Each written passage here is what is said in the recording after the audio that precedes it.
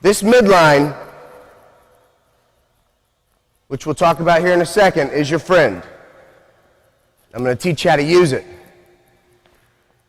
Keep in mind, if somebody's guarding you like this, the second you get to the midline, they're taught to drop step.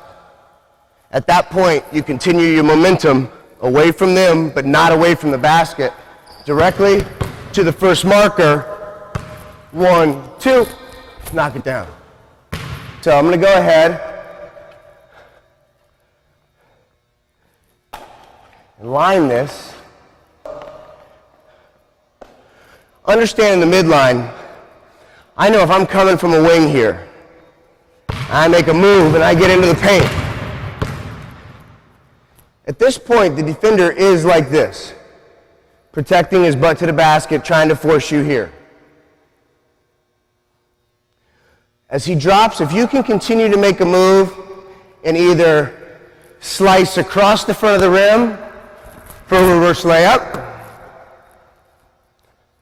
slice to the front of the rim for a right-handed layup with the guy in jail,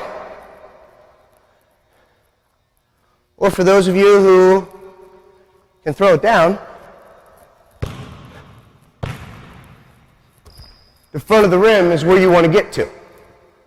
It's not just going to happen. We're going to show you a couple things you can do here in a second as a bonus, just to help your kids get explosive and get to the rim. We're going to show you in just 1 second. But you've got to use this midline to your advantage. As you come in, if you can pick, just like you got the first marker, just like you got the elbow, if you could pick a spot just there and get to it. The second you cross this midline, the defender will drop step to protect the goal. Instinct. Instinct. It has to be instinct, because everybody would have rather me drove than shoot, but they could never stop the jump shot. It's because I would get to a spot, I would rise up, and I had practiced and rehearsed that, and I had confidence. You might see this sometimes coming down the middle of the court.